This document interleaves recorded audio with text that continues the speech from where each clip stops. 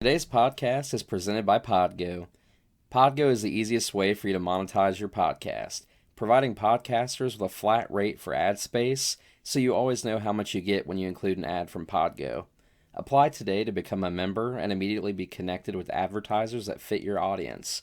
That's podgo.co at podgo.co. And be sure to tell them the Bro Country Podcast sent you in the How Did You Hear About Podgo section of the application.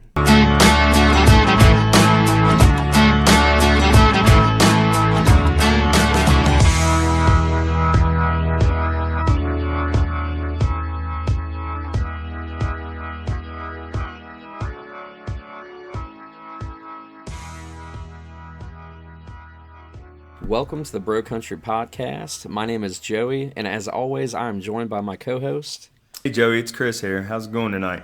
Oh, it's going good, man. Got a lot to talk about tonight. How are you doing? Absolutely. This is going to be a fun one. We've already had some fun ones, but this might take the cake here tonight. This might do that. Guys, we have a very special episode tonight. We're going to be covering Garth Brooks. Not necessarily his whole career and catalog. We're going to talk more about some of his career fun facts and stats, the upcoming album, Fun, and some of our first experiences with Garth. But prior to doing so, it is only fitting that we kick it off with our News Out in Nashville segment. Yep. Let's do it, Joey. What's going on in Nashville this week? Well, Mr. Blake Shelton is engaged to Gwen Stefani. Did you hear about that? I did. No surprise, right? Yeah, that seemed like that happened 2 years ago, but, but I guess it didn't. So just became official, I think, within the last week or so, or week or two. I may have skipped it last week's episode, but that's okay. Yeah. Do you watch The Voice? Have you ever watched The Voice? Yeah, I have. I don't watch it religiously, but I do watch it from time to time. Yeah, absolutely. I haven't watched it the last couple of years, but Blake's always been good on there. So yeah, he's fun. He's fun to watch on there. I like Blake. Big fan of Blake. Him and Gwen have had back-to-back singles, so this is a good time as far as just all that coming together there. Yeah, absolutely, man. And in other news, Randall King dropped a single at midnight. It's called "Hey Moon," and that's a good one. I love it, man. And yeah, we just listened to it again about an hour and a half ago. It's a good one. It's good. We were my wife and I and the boy. We were driving around the car, and I turned it on for her, and she liked it overall, but. You know me, I'm a sucker for the slow, sappy stuff. So yeah, he does. Randall does those good because I mean he's just straight Texas country. Yeah, and so he's the heartbreak, the longing songs. He's got those down pat. Oh, absolutely, and he's just got such a smooth voice, man, and just so good at that kind of stuff. And only fitting that we talk about Randall King on a Garth Brooks episode when he was the opener for the COVID tour.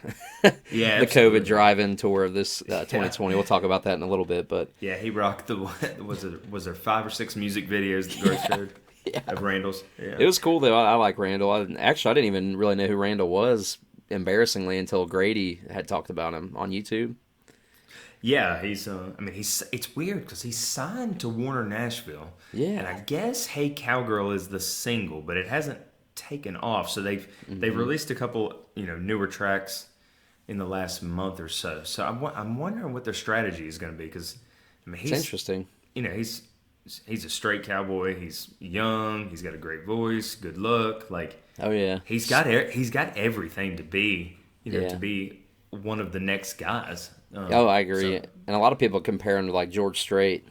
Oh, yeah, absolutely. Which is a very bold statement, but I mean, I can see the resemblance in his voice and just his style. Yeah, absolutely. For sure. Yeah, and I mean, right now is the time to try to bring that style back with everything that's going on in country music. So, oh yeah, I agree. There's going to be somebody from Texas. I mean, they've signed Cody, they've signed Aaron Watson's got a major label deal, and now Randall. So I mean, there's 3 or 4 Texas acts that are really making waves in Nashville right now. I love it. But moving along, we got some more news for you guys this week. So Jameson Rogers announced his next single is going to be "Cold Beer Calling My Name" featuring Luke Combs. So look for that coming out soon. Yeah, it's a good. It's not one of my favorites, but anything Luke does, as all of you know, we like. So, anyways, Yeah, Jameson actually did a question and answer on social media tonight, and somebody asked him. They were asking him different questions, but they were asking him when his debut album is going to come out, and he said probably early 2021. So I'm guessing they're going to wait until this second single with Luke has got some traction at radio, and I mean, obviously coming off a number one and having your next single with Luke right now, you're going to get a lot of attention. So this, Oh yeah. I'm guessing this is really going to take him to the next level. Yep, I agree. And speaking of Jameson, he actually just recently broke a record for the slowest climb for a debut single with Some Girls to number one. It took him 49 weeks, Yeah, I mean which is that's cool. yeah, it's cool. I was going to say, I mean, probably the first half of that it was quote unquote released to radio, but no one, it hadn't taken off yet. So I mean, you know, that just shows where there's a will, there's a way. I mean, he was on Luke's tour last year, and he's written with all those guys. Oh yeah, They've got a lot invested in him. So yeah. I thought it was cool. Like, I kind of laughed at first. I'm like, it's just cool, even though it took that long. It finally made it. oh yeah, I thought that was sweet. And then he's got what's Missing One is Missing my One, favorite, yep. is my favorite Jameson track. That's a good one. It is, yeah, it's a really good one. I was hoping if they didn't go with the Luke collaboration that would be the next single, but this I love Missing One, and some Girls is a great song too, but I love Missing One. Absolutely. But yeah, Thomas Rhett announced his new single, "What's Your Country Song." You actually made me aware of that today. Yeah, I mean, he at the very beginning of the quarantine, he was the guy really him and Luke, but especially Thomas Rhett. He was releasing new acoustic songs like one a week at the very beginning. Like he was just pumping stuff out like crazy, and he had made a couple of videos talking about how he really wanted to go back to his roots. His dad had 3 or 4 big '90s country songs. He grew up in Nashville. Obviously Thomas Rhett's he's a big star, and at the like we've discussed before, he wanted to at the very beginning he wanted to make real stone cold country music, and he kind of veered off that a little bit. But he's talked a lot recently about wanting to try to get back to his roots a little bit, and the lyrics on this new song are really country for him. The snippet that he released today is not super country as far as the production goes, but I'm gonna hold off until we hear the whole song and see what it sounds like, because I love the lyrics on this one. I love the lyrics.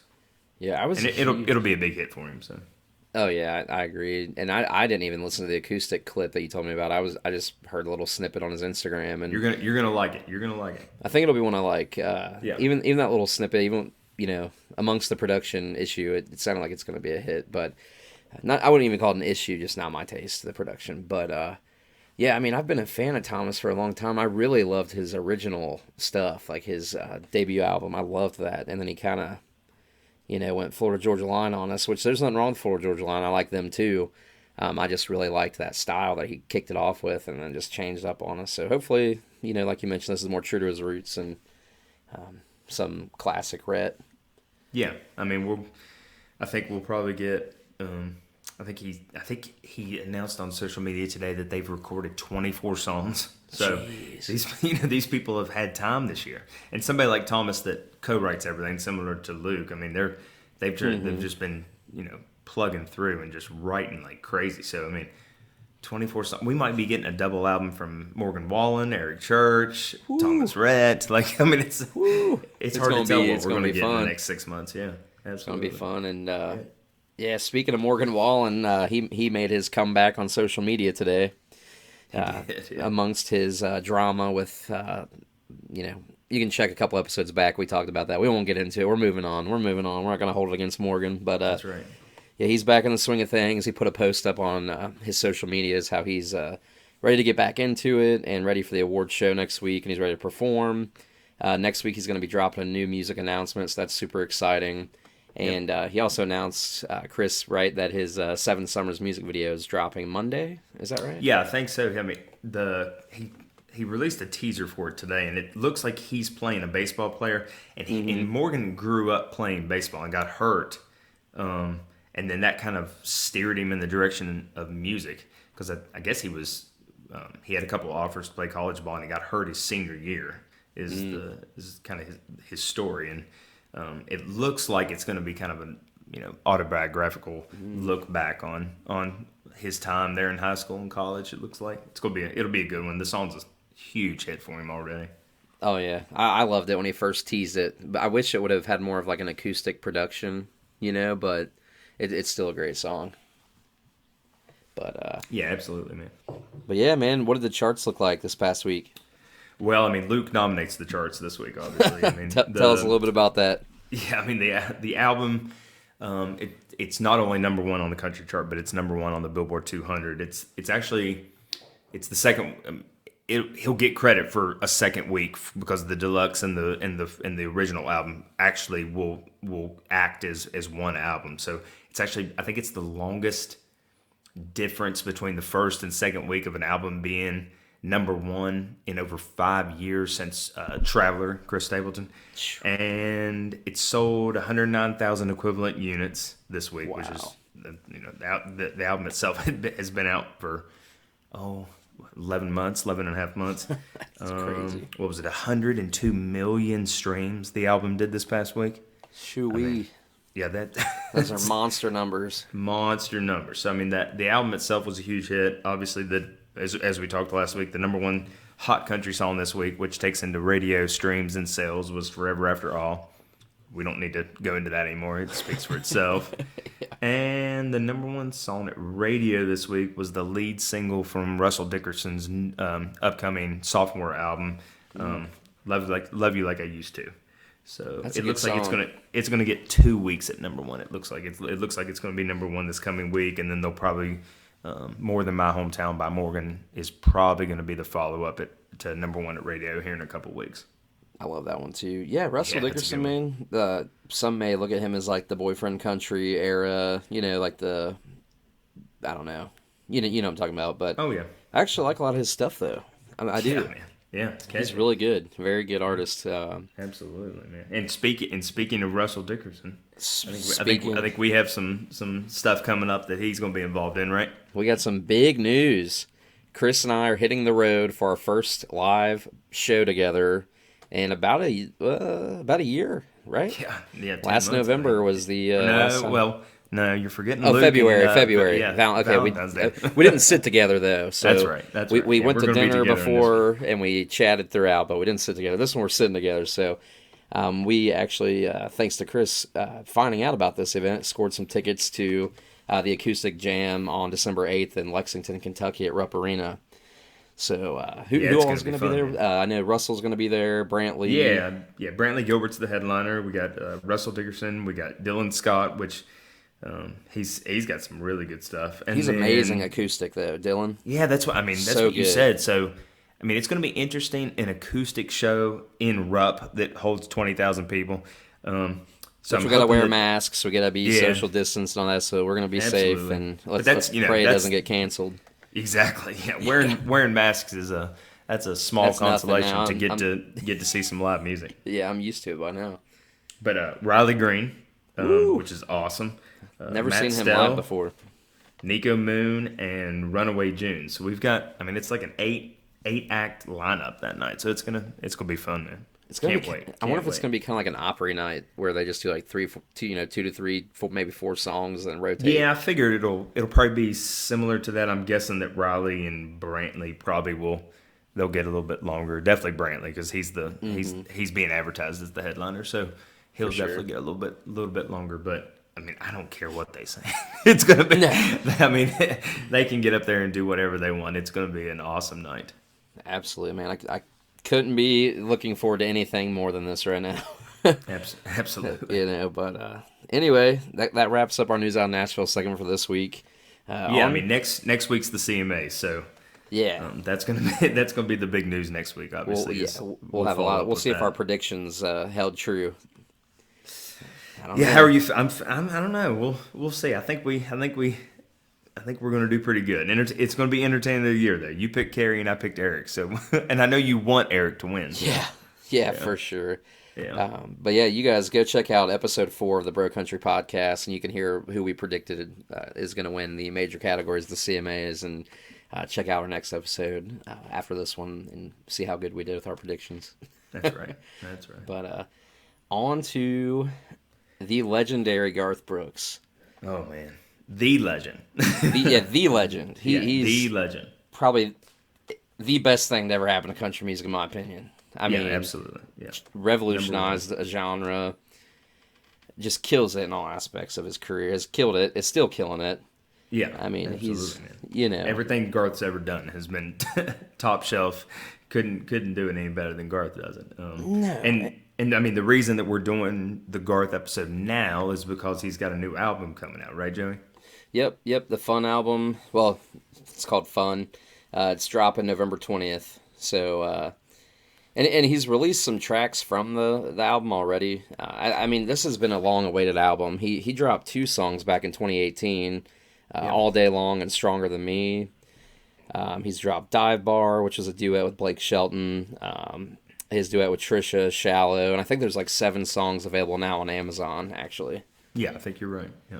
Which is crazy. I have Amazon Music, so I'm not going to hate too hard, but I wish he was just more available, Especially for like the younger generation, because like absolutely. they're all about streaming and not buying CDs and, Spotify, Apple Music. That's what like the younger generation like thrives on. They don't, just 2 very popular streaming platforms, and I don't know.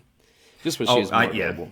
I agree with you. I mean, Garth has always been about exclusivity. I mean, throughout his whole career. I mean, it used to be that Walmart, it would kind of alternate back and forth between Walmart and Target. He would have an exclusive release at Walmart, and then the next year he'd have an exclusive release at Target. It's crazy. Garth he's never needed the hype, but he's always been about the hype. So he's always been able to generate like these huge releases. I mean, going all the way back to his probably the second album, No Fences. He's just always been able to generate buzz better than anybody in the country music industry. Yeah. And the other thing about Garth and streaming is that Garth's career and his numbers and the legacy have always been about album sales. And Garth has never wanted really to be a singles artist or now a streaming artist, because he has always his legacy is based on how many albums he has been able to sell. So he's kind of stuck with that. I mean, it's obviously harder to get the music than it is for newer artists, like you said, on Spotify and Apple, but that's Garth's strategy, and it's kind of hard to argue with Garth. So right, and whatever he's doing it's been working for absolutely decade after decade. So we're not going to challenge it. Going on over 30 years. Right, we're not going to challenge it. But Garth Brooks, born in Tulsa, Oklahoma. I did some research and read that he didn't really sing a whole lot when he was young. He just kind of casually sang at like family functions, and he was a big sports guy. And he actually, from my research, I read that he had a scholarship for track and field at Oklahoma State. That's cool. Which is cool, and he actually graduated. You wouldn't have thought that after Garth came out. No, and he actually graduated with an advertising degree. Yeah, so, it's always been pretty evident. Garth he's a pretty smart dude. Marketing, advertising kind of guy. Just kind of what we were just talking about, the exclusive releases and things like that. Yep. But so I thought that was pretty cool, and I mean, he's just done so much over his career, man. You got some stats that you want to go over? Well, yeah. I mean, you've got some stats there. I've got some stats. I mean, we could sit. I mean, Garth. Every stat in country music has got Garth at the top of it. I can promise you that. I mean, it's Garth came out in '89. It's kind of known as the class of '89 because it kind of completely revolutionized country music. I mean, you had Clint Black, Alan Jackson, Travis Tritt, and Garth Brooks. I mean, that's a pretty incredible group right there. So, I mean, 31 years ago, Garth's debut album came out. And since, in those 30 years, he's had 20 Billboard number ones. He spent 169 weeks at number 1 on the Billboard Country Album Chart. 169 weeks. Jesus. It's crazy. I mean, like Dolly Parton and Alabama, I think, are probably next in line. Alabama and Willie Nelson are next in line, and Garth's got like 60 or 70 weeks above them. I mean, it's bonkers. Yeah, it's just totally crazy. I mean, probably the first 6 releases of Garth's career back in the early '90s, they would release a CD. It would usually have like 10 or 11 songs on it. and then the next year they'd release another CD. I mean, now Yeah. music releases are like a year and a half, 2 years apart. Sometimes there's a ton of songs, like on Luke's albums. But back then, it was literally 10 songs. You're probably going to get 4 or 5 singles out of those 10 songs. And then the next year, do it again, do it again, do it again. And Garth just pumped music out for those first 7 or 8 years of his career. Yeah. Yeah. And I mean, just speaking on like how amazing he is, he's the only musician in history to have 9 diamond albums. Yeah, which is 10 million sales each. So, I mean, Yeah. 9 different albums have sold at least 10 million copies. I mean, think Yeah. about that. I mean, It's that's absolutely insane. And over his career, he's sold more than 170 million records, which is freaking crazy. yeah. And I he's mean, actually these are numbers that I mean, the world is different now. Music consumption is different now, but these numbers will never be touched. I mean, it's insane. It's totally insane. and he's actually the best-selling solo artist at 156 million domestic units sold, which is ahead of Elvis and only second to the Beatles. Yeah. Elvis and the Beatles. Insane, like huge names, like icons in music. Yeah, I mean, it's crazy. It's absolutely crazy. And he was actually inducted into the Country Music Hall of Fame back on October 21st, 2012. So, That's I mean, cool. he's just had a tremendous career with sales and selling out tours. And, I mean, you name it. Like, you watched that documentary, The Road I'm On, right? I did, yeah. That was crazy. And something that really stood out to me was when he was talking about the Central Park show Yep. and how he was up in the hotel and I believe it was his ex-wife at the time. He didn't want to look out the window because he didn't think anybody was going to show up. He didn't think that people in that area liked country music. Like country music wasn't a thing, you know. He Up in thought, New York, yeah. Yeah, up in New York. He just thought that, like, you know, small amount of people show up. So he asked his ex-wife to go out and take a look at the crowd or something like that. I can't remember exactly the exact dialogue, but that's how it went. yeah, and she went out and came back in the room, and I think she started crying or something, and he was like, What? There's nobody there? And she was like, Garth, they've got the streets blocked off all around. There's thousands of people here. And I've read a couple different numbers, but per article I read on Rolling Stone, there's an estimated 980,000 people that showed up. Yeah, almost 1 million people. And I've to read Central some Park for Garth. Yeah, some resources I read actually said it was over 1 million. So the number kind of jumps back and forth depending on who you talk to and where you read it from. But Yeah, I mean, there had not been a concert in Central Park since I think Simon and Garfunkel did a show probably 15, 20 years before Garth. So it's not, I mean, having a show in Central Park is not a common thing. I mean, they do smaller shows in Central Park, but they don't fill the park. I mean, we'd have to look, but there's probably been 2 or 3 artists in the history of music be able to have a big show in Central Park, and there's definitely never been any other country artists do it. So I mean, yeah, it was just filmed for amazing. HBO. I remember That's what as I was a gonna kid, say, it was 'cause alive. we didn't have HBO, and I was so mad because we couldn't watch it. Oh, I was so mad. that's crazy. So funny. Yeah, because they played clips from that HBO shit airing on the documentary. Yep. And I was just like, oh my God. You could even see Garth from like the back of the crowd. Like, Oh yeah. you just hearing like it was just crazy. But Yeah, I What know an Billy Joel experience. came out and they did a couple songs, and I think he had another. Maybe Don McLean came out and they sang American Pie. Maybe That's but awesome. I know Billy Joel. I mean, Billy Joel's from New York, and Garth has covered his couple of his songs, so they've always Yeah. had a good relationship. yeah, That's yeah. just awesome, man. Absolutely awesome. Legendary. But yeah, I mean, we've both seen Garth a few times. How many times have you seen Garth in concert? Well, I'm sitting here trying to make a list. I wish. I mean, thank God for Google, because you can kind of try to go back and figure out the dates and stuff. Yeah. I know. I've seen him 11 times. I'm thinking I've seen him 12 times, and then, like you mentioned the other day, we both went to see the drive-in show, which you talk a little bit about that. Yeah, we'll A little talk bit about that. So Yeah. the drive-in show was actually something that was conducted this year during 2020 because of the coronavirus. Garth did like a pre-recorded show, and it was aired at drive-ins all over the country. and I think it was what $100 for a car, like $100 a car load, Yeah. and you could have up to 5 people in your car or something like that. If I'm Yeah, that sounds right. So, which, it wasn't the same as seeing Garth in person, obviously, but it was still a cool thing to do. And, we actually wound up getting our tickets for free. Someone gifted them to us that wasn't able to go that night. Oh, that's So, awesome, man. so yeah, that was like we weren't gonna go because I was like, I'm not gonna spend $100 for us just to go sit in the car at a drive-in and listen to Garth Brooks come through the radio, But then I was like, we almost bought the tickets. We were like, well, it's music. We haven't been to a concert since February. Like, it's might be worth it. And then we were like, we'll just pass. But then my wife's friend called and was like, hey, you want these or want this ticket? We're not able to make it. And we were like, it was like 2 hours before the kickoff of the show. We were like, yeah, we'll go. So we actually took our 3-year-old too, and so that was kind of actually a pretty cool experience. Where did you guys see that? It's a small drive-in in Hamilton, Ohio. It's called the Holiday Auto Theater, and I thought that was pretty cool because I've been going there, like even with my grandparents when I was a little kid to see movies and stuff. Oh, that's awesome, man. Yeah, so I mean I've been going there since I was a little kid, and for them to host something like that, I thought that was really cool. What about yourself?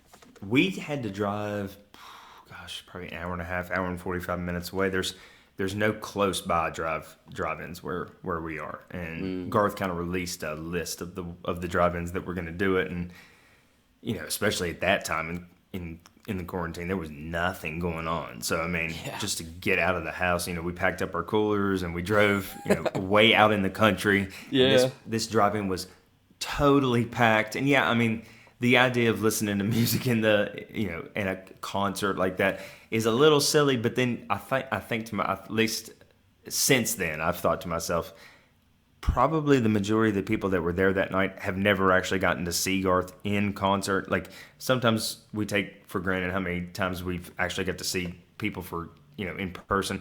And people were having a blast. Like it was definitely worth it for that night. I mean, yeah. And there have been artists since then. Blake Shelton did it. Kane Brown did it. There have been other artists that have done drive-in concerts since Garth. Garth was the first to do it, which he's been the first to do a lot of things in his career. yeah, and he got a lot of heat for that, kind of from some people, just saying it was like a money grab. And I'm like, they got to make a living. They're not touring. Garth, he hasn't been touring heavily the last year or so, but like his stadium tours and everything. Yeah, I mean, Garth obviously likes to make money, but Garth doesn't need money. So Garth's not, I mean, he's got his band he's got to, depend on. And plus, Garth one thing about Garth, he wants to make people happy and he wants to make people smile. And he wants, that is what Garth is all about, is just putting on a show to make people just have a blast. Passionate about it and making people happy, and I agree with you.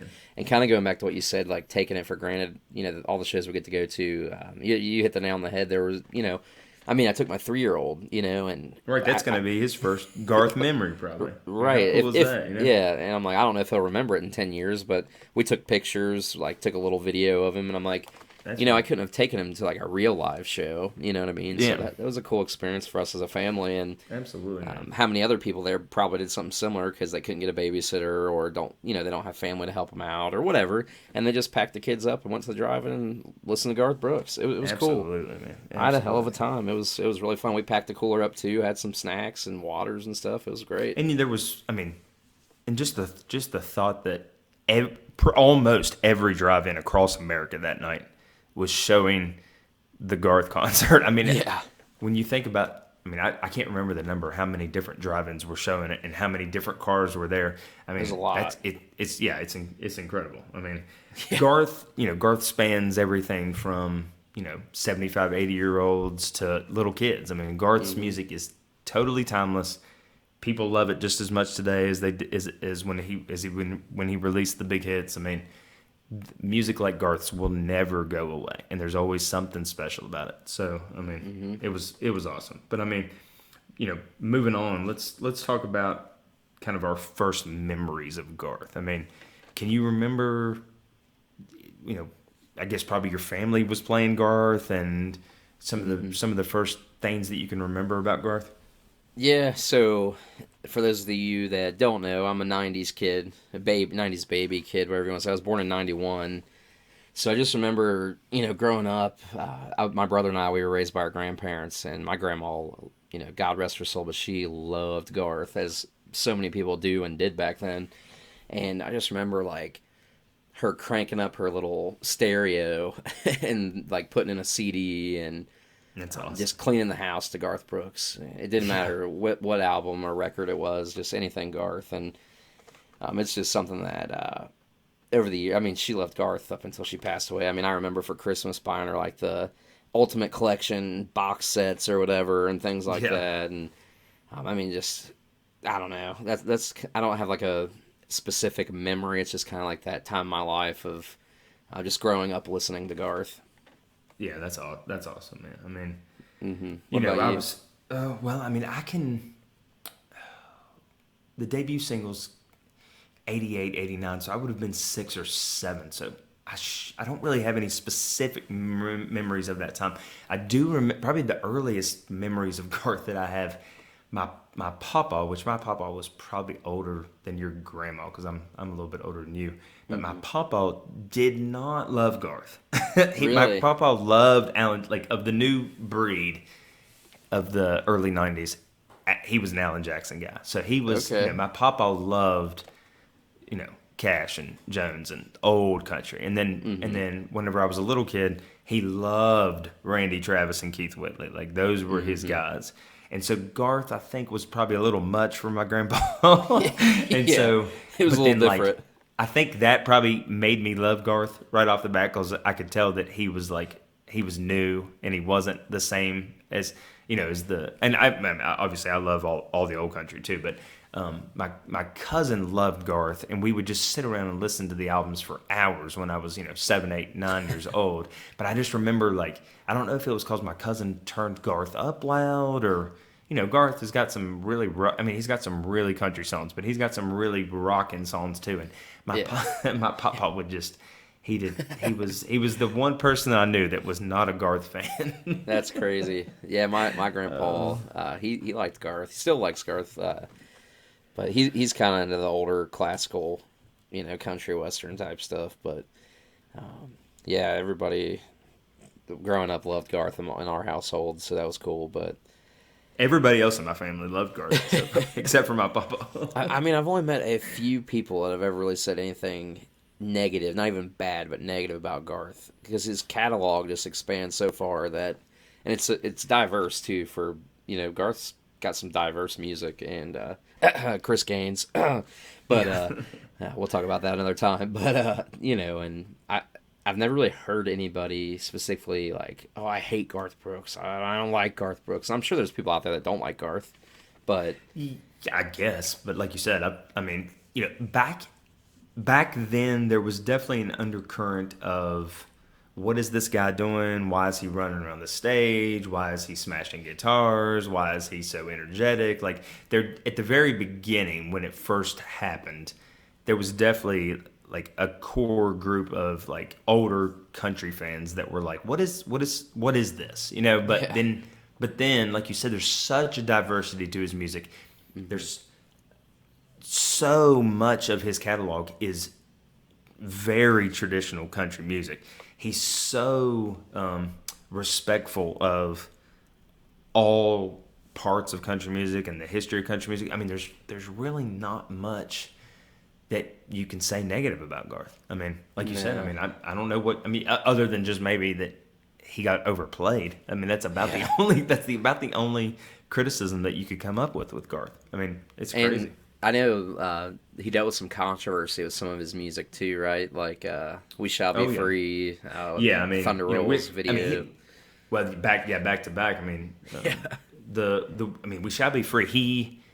I mean, that was a completely different time in our country. Obviously, if that song right. was released now by the biggest star in country music, it would have been a huge, Yep. huge moment, huge hit.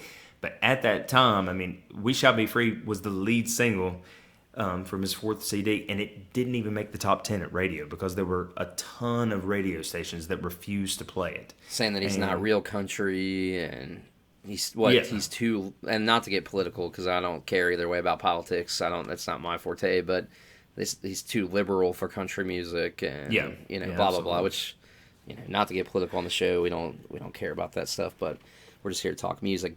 But it's just crazy to think that he was under scrutiny like that back then.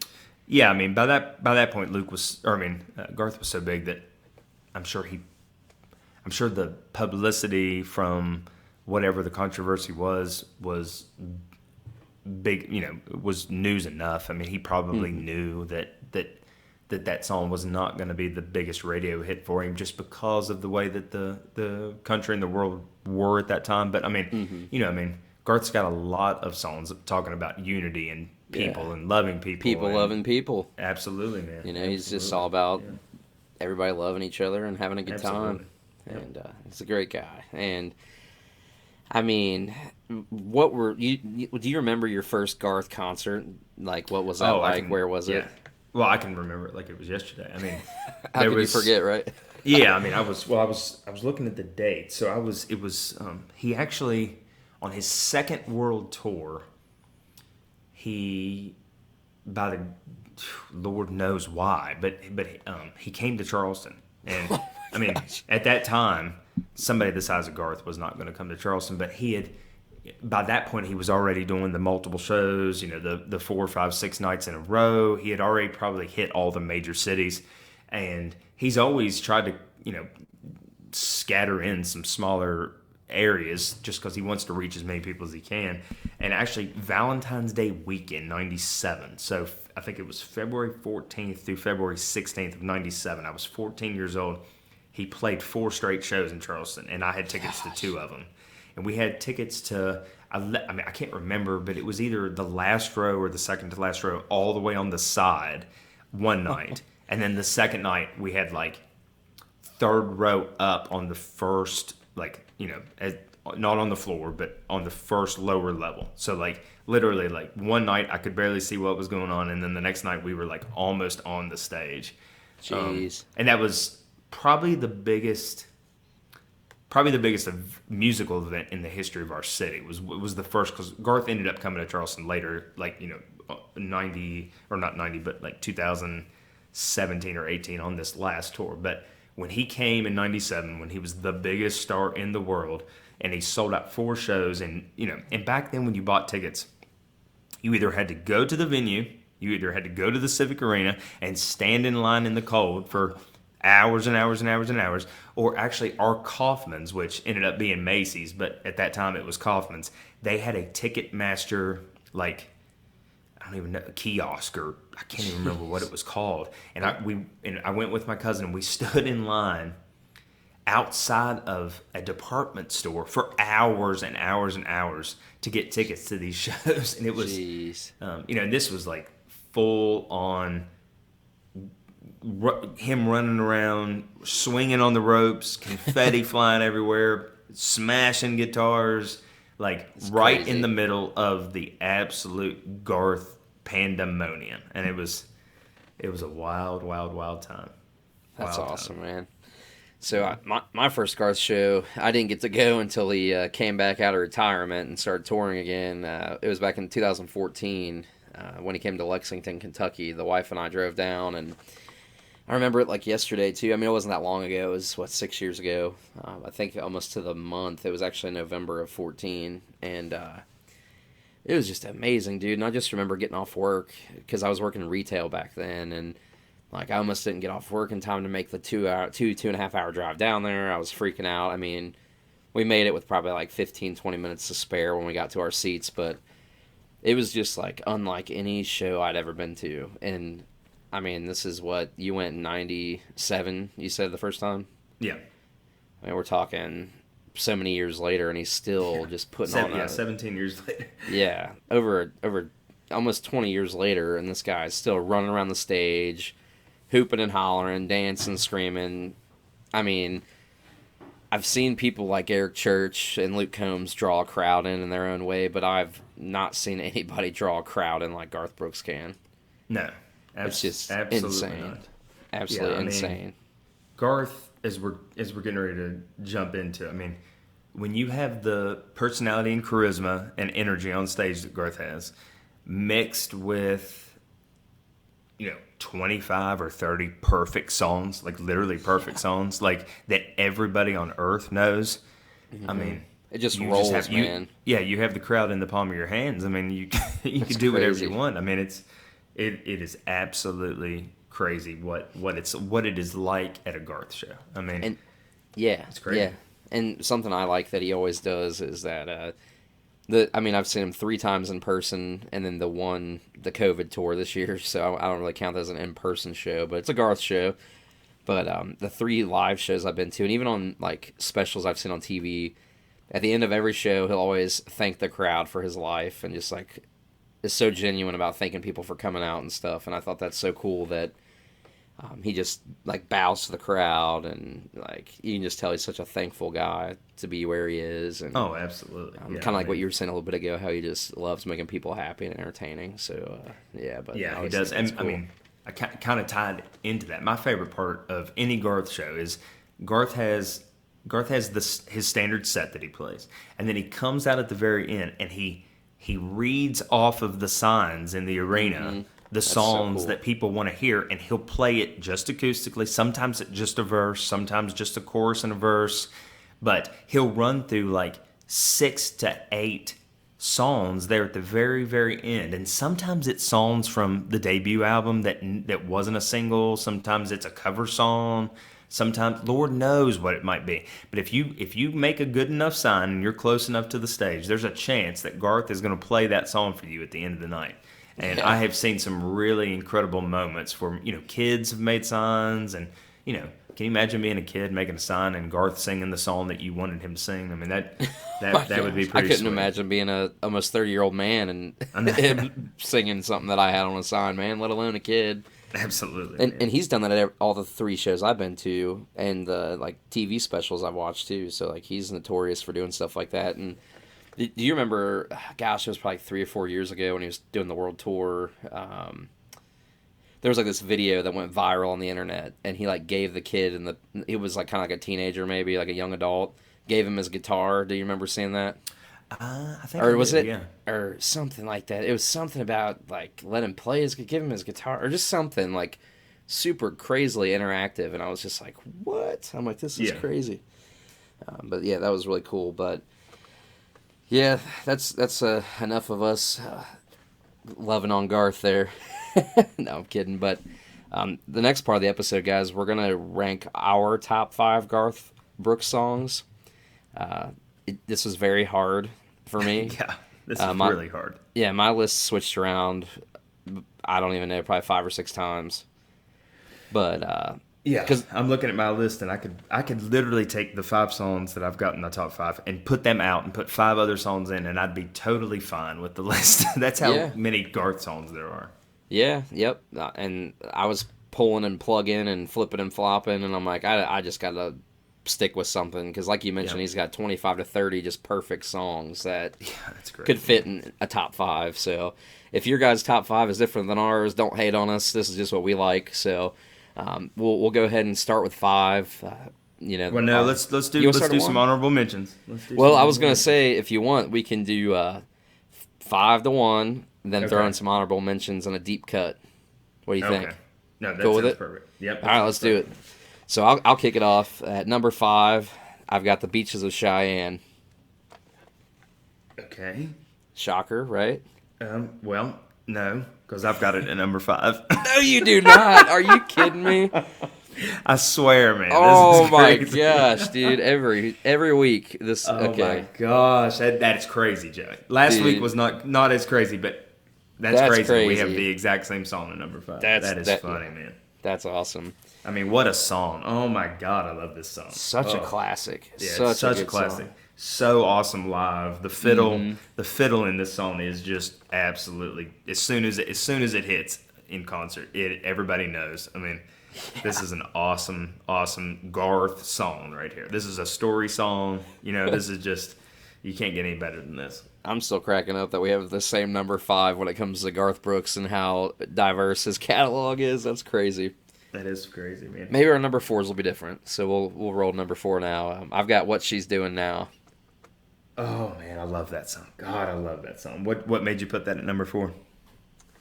I just love it, man. And when I thought back to Garth and like songs that, you know, over my childhood to adulthood that I've played over and over again and revisited, that's just one of the top ones.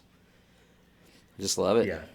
Well, I mean, It's a good Beaches of storytelling song. Cheyenne and What She Doing Now are both like the melancholy story side of Garth. You know what I mean? Yeah. Like Garth's got the honky tonkers and he's got the story songs and stuff, but those two songs are just those are country to their core. I mean, that's just, but I love What She Doing Now. Like I mean, I did not put that in my top 5, but it's an awesome song. Awesome song.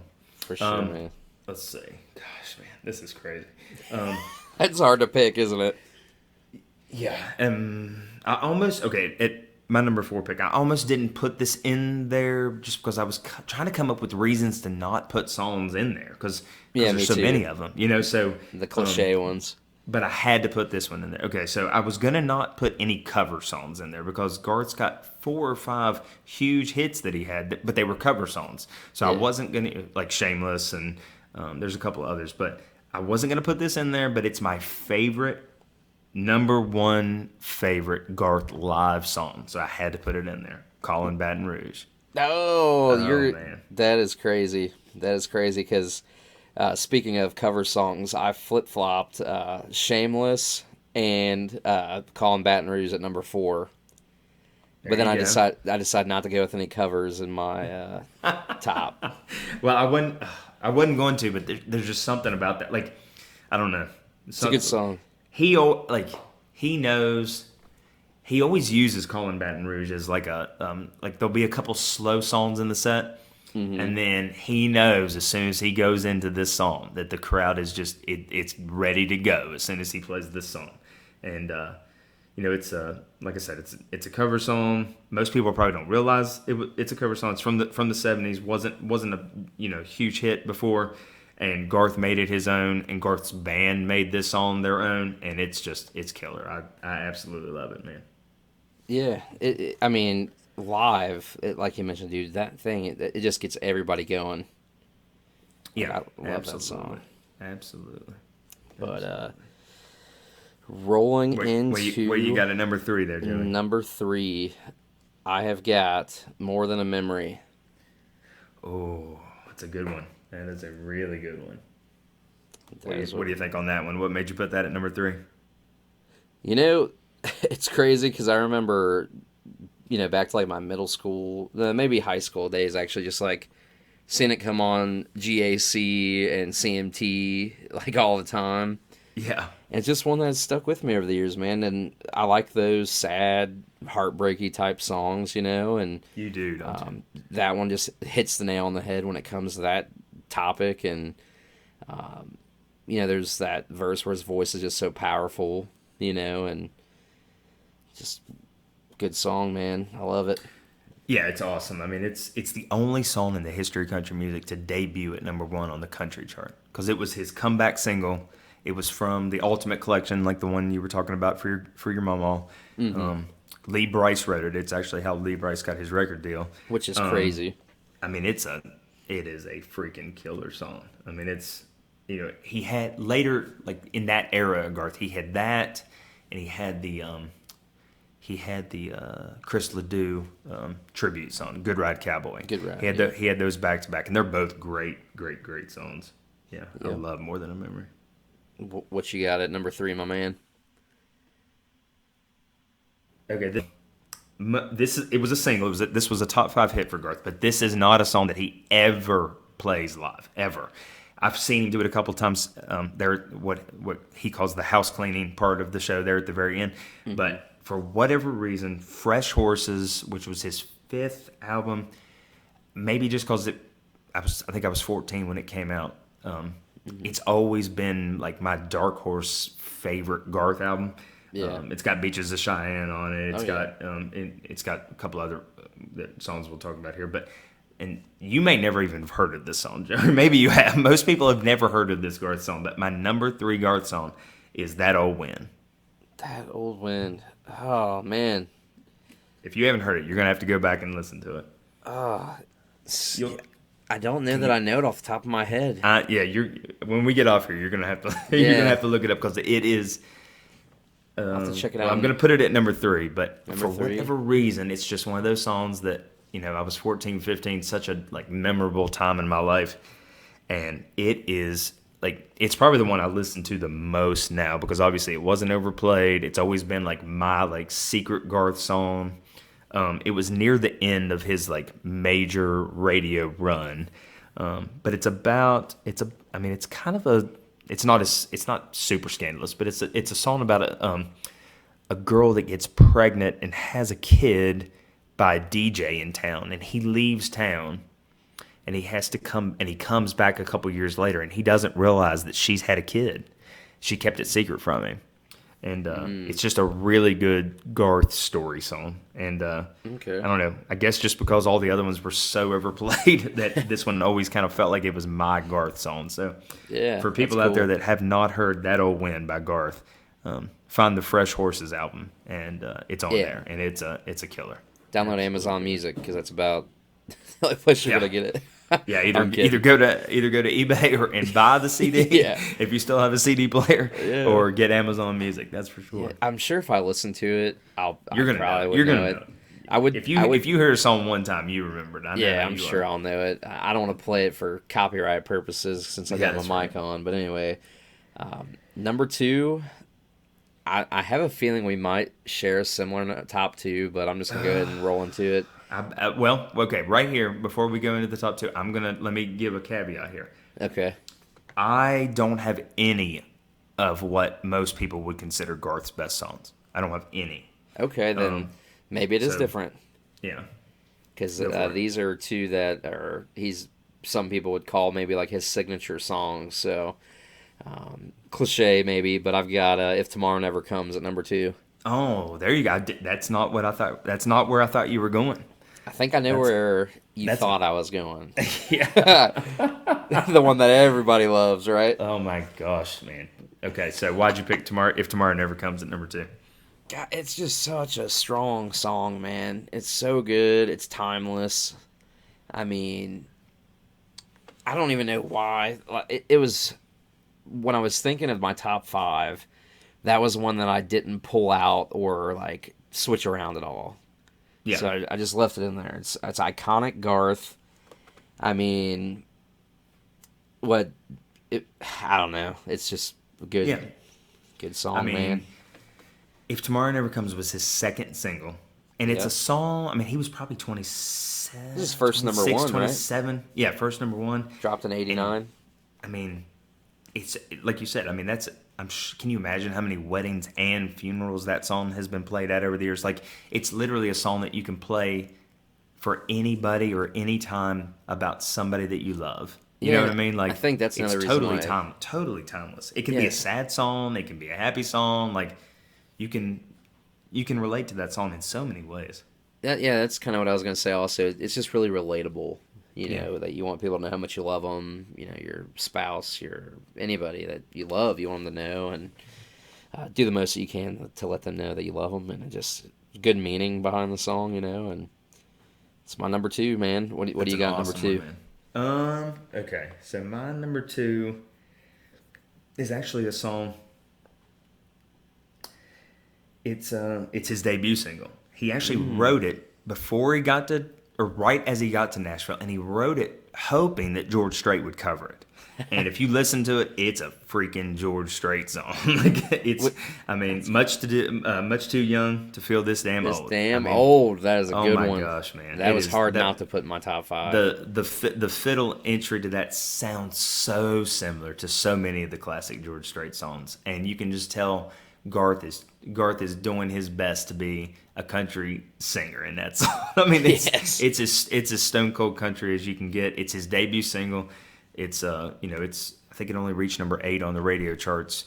But that doesn't matter. I mean, it's one of Garth's all-time classic songs. When the fiddle intro hits in concert, everybody knows what it is. Like, that's one thing. Like, so many of Garth's songs, the music, the intro music to his songs, as soon as it hits, people know what it is. Like before Garth opens his mouth, before anything, just the intro of the music, and that's such a hallmark of like a classic song is just, do you know it the moment it starts? And Garth and his producers and stuff, they got that right on so many of these songs.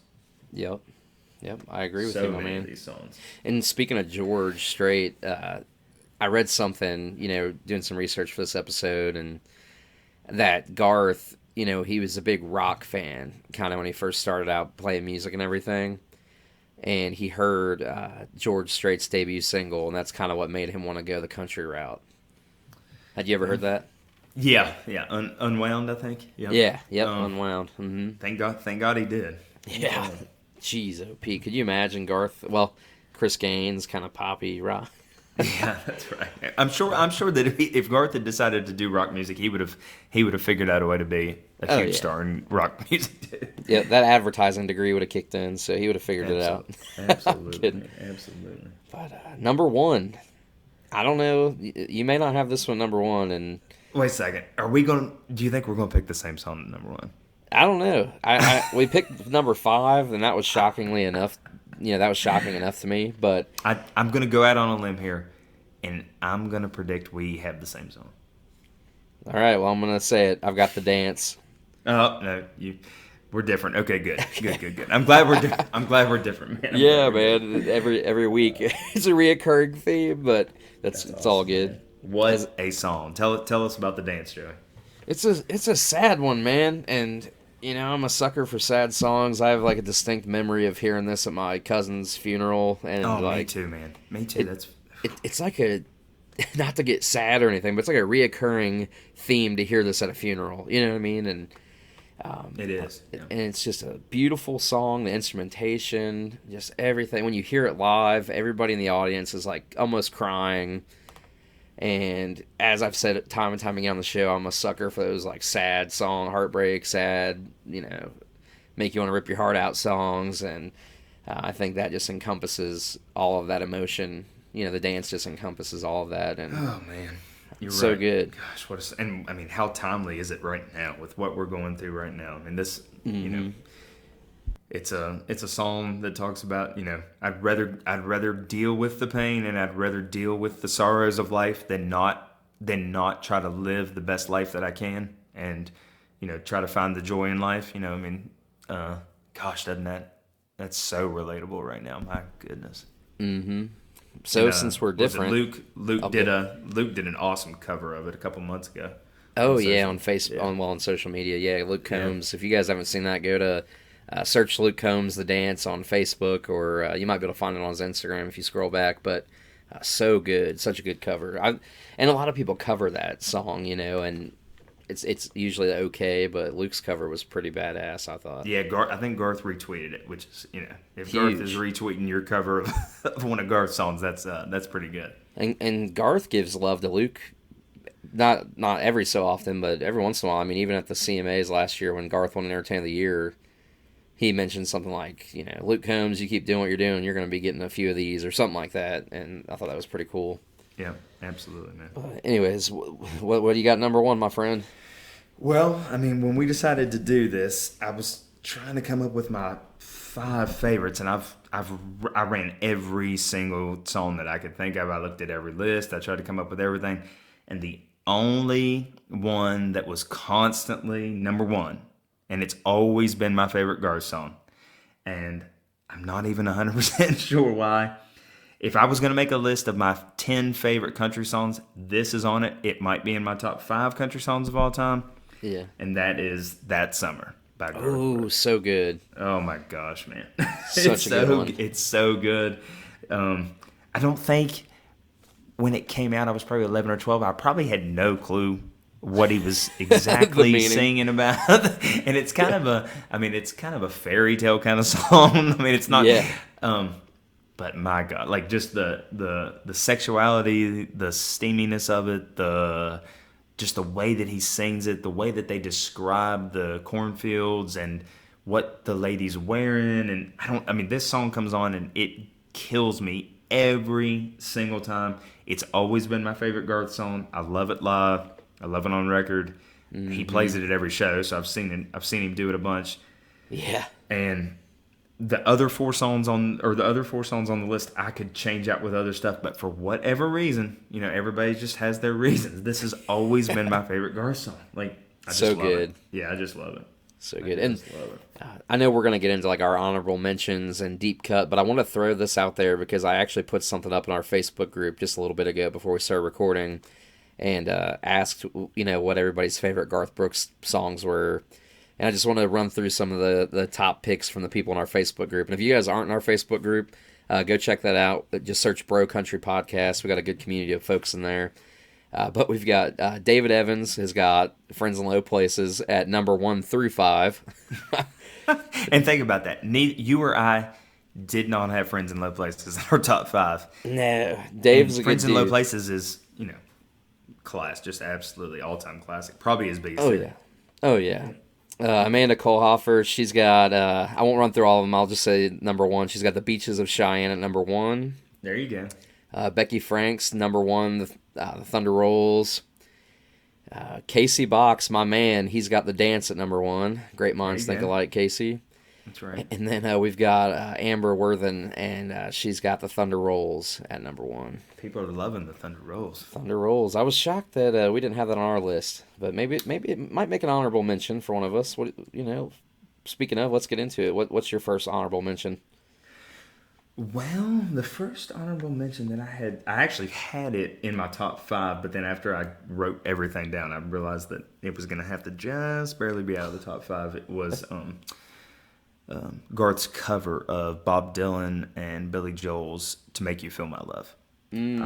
It's probably Garth doesn't have a ton of just in your face love songs. Like he's got a bunch of songs that are about love or could be about love, but he doesn't have a lot of just straight down the middle love songs. Yeah. And this is a cover that he did for the Hope Float soundtrack. It was his last number 1 at radio before he came back with More Than a Memory. And it's just, he kills the vocal on this. And I've just always loved this song. That's a good one. My in no order specifically here, I've got the Shameless cover as an honorable mention. Awesome song. Billy Joel cover. Awesome love that song. I had it in my top 5, but then I took it out because I was like, I don't want to have any covers. But that is probably a top 3 Garth song for me. Yep.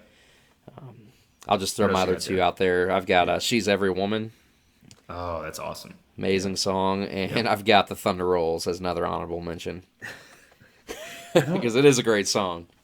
I love Thunder Rolls, but it maybe just because of how dark it was and the content of it and stuff.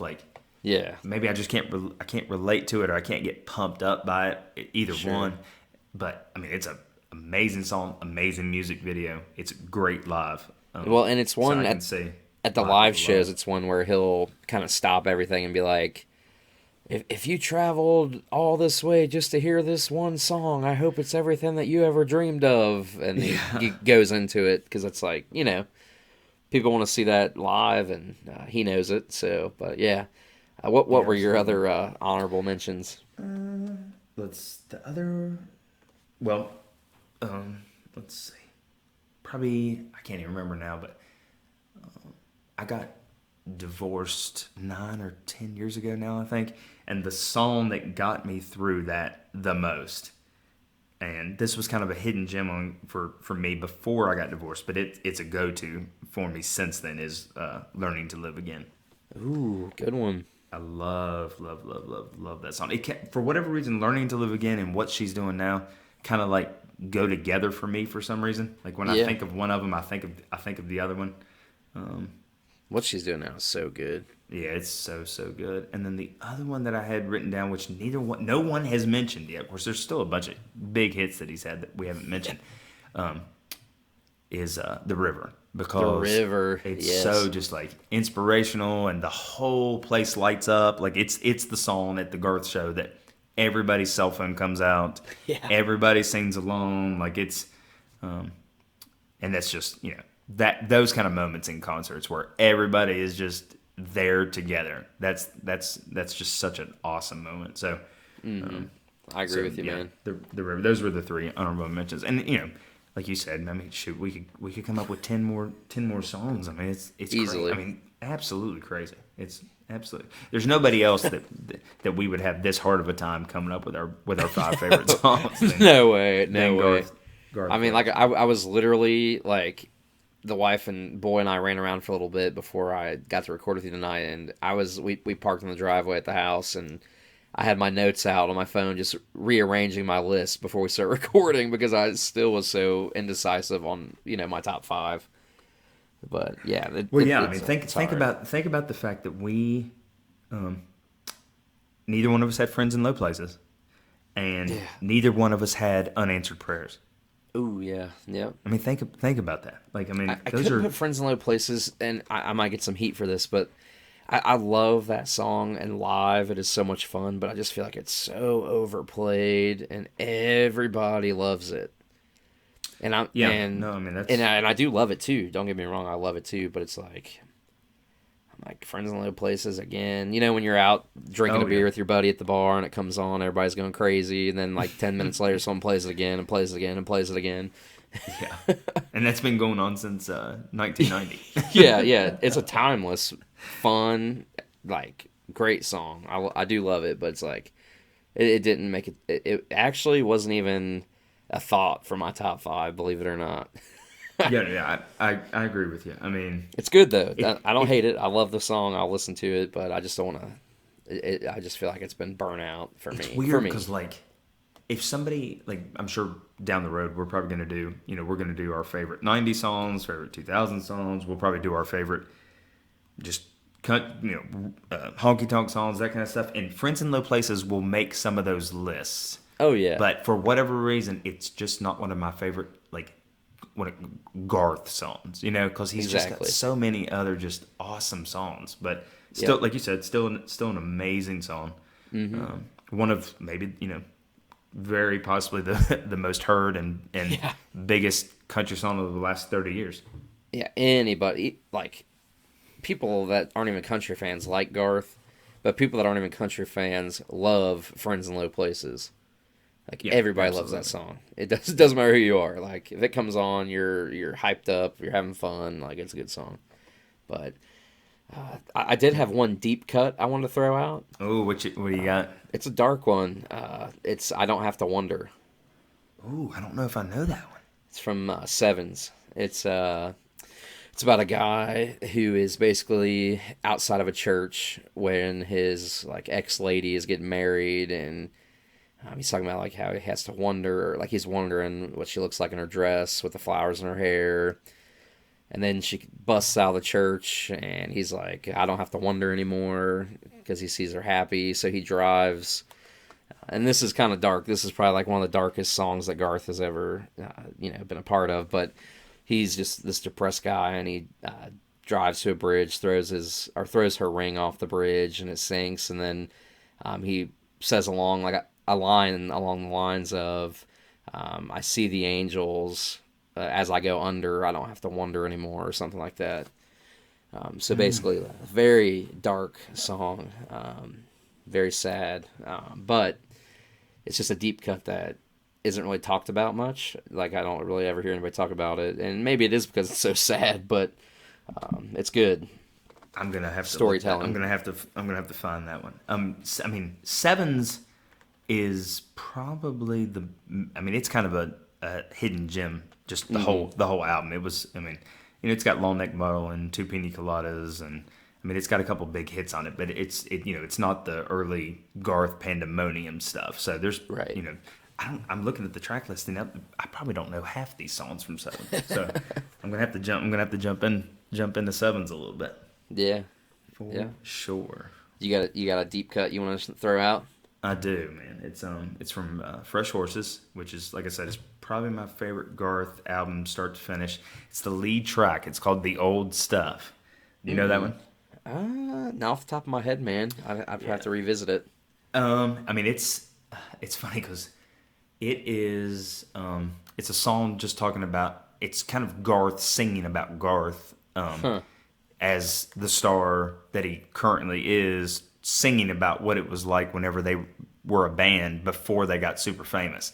So he's Okay. he's talking about and singing about the whole crew driving around in the van and sleeping in the van all night and not having any money. And but when it first came out, he talks about some venues that they played when they first hit big, and he mentions Camden Park, which is our amusement park in Huntington, West Virginia. Wow. And they're like, if you go to Camden Park, which is about 45 minutes away from us, they used to have like an outdoor amphitheater, and in the summer they would have concerts, and they had Elvis and Dolly Parton and Stevie Wonder, and Garth played Camden Park in '88 or '89, I think, when he first came out. And I remember as a kid, back then, like, it was hard to get the lyrics because there was no internet, there was no nothing. And I was like, did he just say Camden Park? And I asked my cousin, I was asking everybody that I could, and somehow I finally tracked down, yeah, he's talking about our amusement park. He played there right as they were getting big. So Jeez. that's always been my favorite Garth, like, super deep cut is the That's old pretty stuff. cool. Yeah, it is pretty cool, That man. hits home literally to you guys. Absolutely, man. Cool, man. Well, Absolutely. yeah. That's our Garth Brooks wrap up for tonight, guys. You got anything else, Chris, you want to throw out, man? Well, I mean, I've got this whole page of notes. I'm trying to think. I mean, we could sit there and talk about why is Garth, what made Garth Garth. But at the end of the day, it's the voice, it's his personality and charisma, but it's the songs that makes Yeah. Garth. I mean, Yeah. listen to this, Joey. I mean, there's kind of always been a thing in country music that if you can end your first album big and start your second album big, you're really going to take off into like superstardom. So the last single from his debut was The Dance. The lead single from the second CD is Friends in Low Places. So back to back, he had The Dance and Friends in Low Places. Jeez, I mean, iconic songs. yeah, just that's crazy, man. That's absolutely crazy. Like, not even just iconic Garth songs, just like iconic songs, period. Yeah, Back to back. absolutely. Yeah, back to back. Impressive. What a career Garth has had. Yeah, still going strong, too. Yeah, and we're gonna. I mean, Check out that new album dropping Yeah, we're gonna November check out the new 20th. album. I can't wait. Anytime Garth drops new stuff, we're gonna be there for it. Oh, yeah, always. And I mean, I'm not the biggest fan of his newer stuff, but there's some hidden gems on those newer albums. Absolutely, man. Always. It's Garth. That's It's right. Garth Brooks. There's always going to be something good. That's right. But yeah, I think that's going to wrap it up for this episode, guys. Unless you got anything else, my man. Nope, we're good. All right, guys. Well, that was episode 6 of the Bro Country Podcast. We totally appreciate you guys tuning in. Go check us out on social media. Just search Bro Country Podcast on Facebook, Instagram at Bro Country Podcast, Twitter at Bro Country Pod. Until next time, keep it country and take care of each other.